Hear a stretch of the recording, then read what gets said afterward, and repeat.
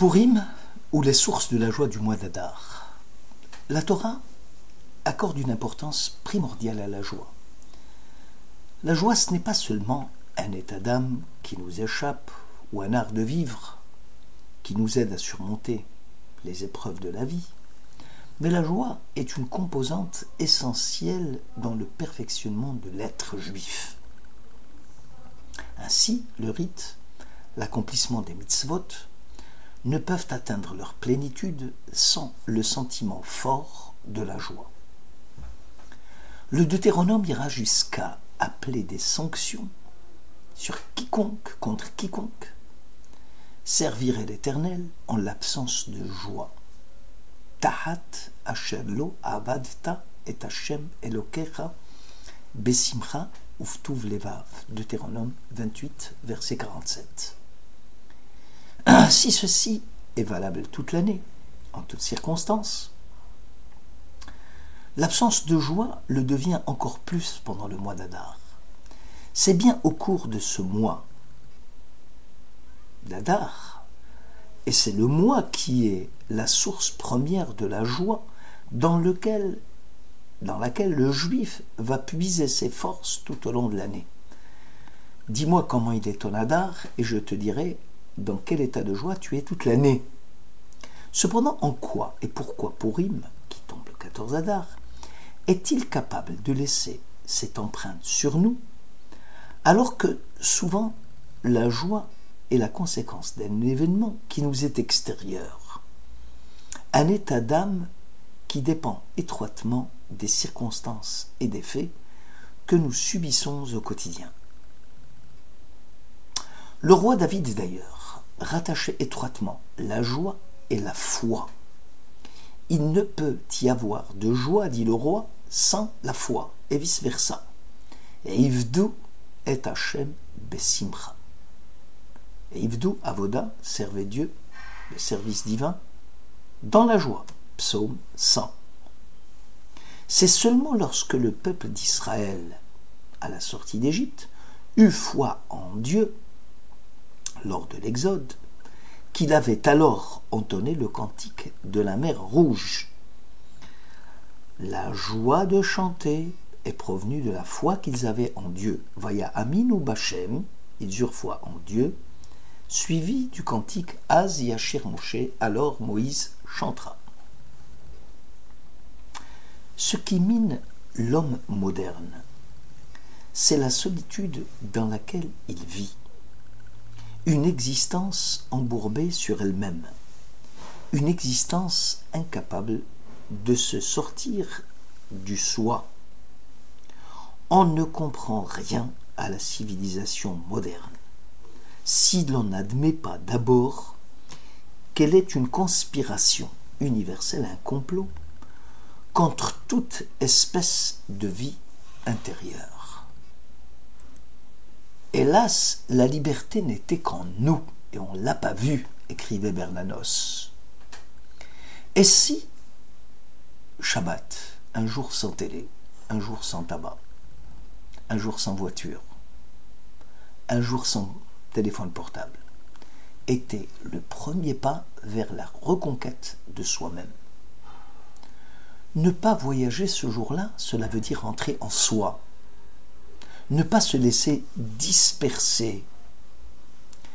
Les interdits de Shabbat, en fait, libèrent ce qui était étouffé en nous. Nos sentiments, nos pensées, notre personnalité. Le monde n'est plus livré au hasard. Il a un maître qui le commande. Et le supplément d'âme, la Neshama Yetera, donné par Dieu à l'homme Shabbat, libère l'homme des obligations sociales et des intérêts matériels, de tous ces engins qui l'asservissent. L'homme devient pour un jour le maître du temps. Il décide de son activité, de son loisir. Il se délivre de ses pensées et atteint la joie. Le jour du Shabbat, nos sages, dans les différentes lectures de la prière, vont insister sur le sentiment de la simcha, de la joie. Dans la Abida, Ismach Moshe, Moshe se réjouira. Kol Amcha Israël Ismechu Bach, tout ton peuple Israël se réjouira en toi, l'Éternel. Or, justement, la fête de Purim constitue un chapitre dans l'approfondissement de la foi, puisque les facteurs spirituels avaient au préalable précédé l'enchaînement des événements qui avaient conduit au miracle de Purim. Selon nos sages, dans le traité Choulin 139, la reine Esther préfigurait déjà le texte du Pentateuque. « Et moi, dit l'Éternel, je me voilerai ce jour-là la face à Astir, Astir Panaï. » Astir, Esther. Les événements de Purim sont la conséquence directe du voilement de la foi, de la face de l'Éternel. Ce qui signifie que l'idéologie destructrice de Haman, premier ministre du roi Assuérus, ne pouvait être mise en pratique si Dieu lui-même ne s'était pas mis aux abonnés absents concernant son peuple. Yeshno Am Echad, Yashen Lo Me'amo. Il semblait dire qu'il y avait un seul peuple. En réalité, il voulait dire que Dieu est en somnolence de son peuple, parce que justement, le peuple s'était affranchi de Dieu. Yashnu mimitzvot. Donc, Yesh no, ça peut être Dieu, mais ça peut être aussi Israël. En clair, la mise en veille de la foi aura pour conséquence tragique les décrets anti-juifs de Haman. Le miracle de Purim va susciter une prise de conscience sans pareil chez les Juifs. Ils comprirent alors que le gardien d'Israël ne dort jamais. Et il n'est lo yanum velo ishan shomer Israël. Même si les circonstances et les événements naturels semblent contredire la présence imminente de Dieu dans le processus historique. En effet, Purim, c'est d'abord le retournement exceptionnel des situations les plus désespérées. C'est pour ça qu'on l'appelle Vena Hafor Hu. Vashti, la reine est éliminée sur ordre de Haman. Il prépare le terrain à Esther, qui sera à l'origine de la déchéance de Haman. Haman prépare l'arbre de 50 amas, 25 mètres, pour pendre Mordechai le Judéen. C'est Haman lui-même qui sera pendu. Purim, jour funeste de la solution finale. Élimination physique de tous les juifs du royaume perse. C'est devenu Orav Simcha la Yehudim, jour de joie et d'allégresse pour tout Israël. Aussi, le psalmiste va s'écrier Mais et Hashem haitazot hi niflat be'enenu. Ce qui nous arrive procède de Dieu, cela est à nos yeux relève du miracle. Souvent, ce qui caractérise la joie, c'est le sentiment de sérénité, de stabilité qu'elle procure. Rien au monde ne saurait départir l'homme joyeux de son état de sérénité. Aussi, David, le roi croyant, dira « Je chanterai les louanges à Dieu, que ce soit au moment de la clémence divine ou celui de la rigueur divine. Car le croyant est persuadé que tout ce qui lui arrive procède de Dieu et donc ne peut être que tov, bien. Même si, au premier regard, cela semble être une souffrance, une dure épreuve, le fidèle est persuadé que la bouche dit Seigneur, il ne peut y avoir de mal. Le prophète Jérémie lui-même écrit Et tsara hi le Yaakov Umimena Ivashea. C'est un temps d'adversité pour Yaakov, pour la communauté d'Israël, et il en sera délivré. Vous remarquerez que Umimena, c'est Umehaman. C'est les mêmes mots, les mêmes lettres de l'alphabet hébraïque, qui veut dire que chaque fois que Jacob est en état d'adversité, il s'en sera délivré. De l'emprise même du mal viendra la délivrance. Du Hetzara, de l'adversité, viendra la Yeshua, la délivrance. Le prophète Isaïe 8 écrit « Vechikiti l'Hashem hamastir panav meYaakov vekiviti lo » J'attendrai Dieu qui voile sa face à l'instant, pour l'instant de Jacob, et j'ai espoir en lui. On comprend dès lors les paroles des sages. Dans les temps messianiques, toutes les fêtes seront caduques, sauf celle de Purim.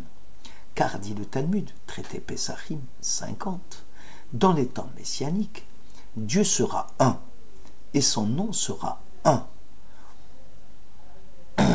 Y a-t-il un doute aujourd'hui dans l'unicité du nom de Dieu? En fait, ici, dans le monde présent, à l'annonce d'une mauvaise nouvelle, nous récitons une bénédiction différente de celle d'une bonne nouvelle. Dayan Emet pour la mauvaise et Hatov et Hametiv pour la bonne. Or, dans les temps messianiques, on récitera une seule et même bénédiction, Hatov et Hametiv. C'est-à-dire que l'homme reconnaîtra finalement que ce qui était une épreuve pour lui est en réalité une bonne nouvelle. La providence, comme l'Esprit Saint, ne peuvent résider parmi les hommes, ici-bas, qu'à partir du moment où il y a une manifestation de joie, de simcha, lors de l'accomplissement du commandement de Dieu.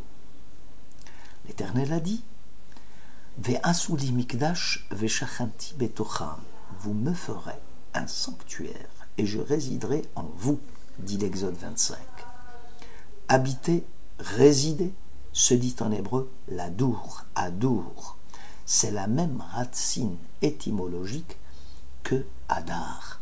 La Shekhinah veut résider en nous. Plus que l'attachement à la foi, le vécu en proximité de la foi constitue le summum en matière de spiritualité.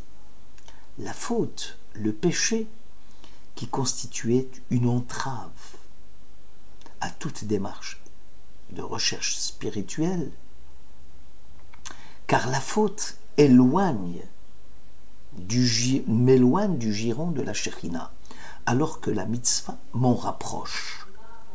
Toutefois, la mystique juive, la chassidoute, nous enseigne que lors même de la souillure due à l'impureté de nos fautes, la Shekhinah reste toujours présente dans l'âme de chacun d'entre nous.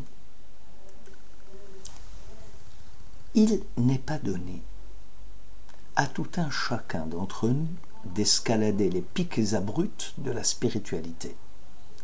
Toutefois, il reste dans la possibilité de tout individu de s'y cramponner, ne serait-ce que par une prise moyenne, et de ne pas relâcher l'effort en vue de sa propre ascension spirituelle. L'une des erreurs commises par la génération Mordechai était celle de penser que le voilement de la face de la part de Dieu était la conséquence directe de la faute, ce qui est vrai dans le fond. Or, un juif ne doit jamais s'imaginer être connecté complètement de Dieu, car même au milieu de l'impureté, la providence continue à se frayer son chemin. Il y aurait, disent la mystique, toujours un élément non souillé dans l'âme juive, la fameuse Klipat Noga, qui sera le point de départ d'une nouvelle vie, empreinte de piété et de crainte de Dieu. Voilà une note d'optimisme devant les désordres et le désarroi de nos contemporains qui vivent souvent en situation de rupture avec la transcendance. L'ivresse du progrès matériel a conduit à faire table rase des anciens modes de pensée et de vie. Il en résulte un certain vide spirituel, une absence de valeur, une misère morale, générateur d'angoisse existentielle. Le mois d'Adar, la fête de Pourim, source de joie, permet de retrouver la raison de vivre et le sens donné à la vie. Bonne fête de Pourim.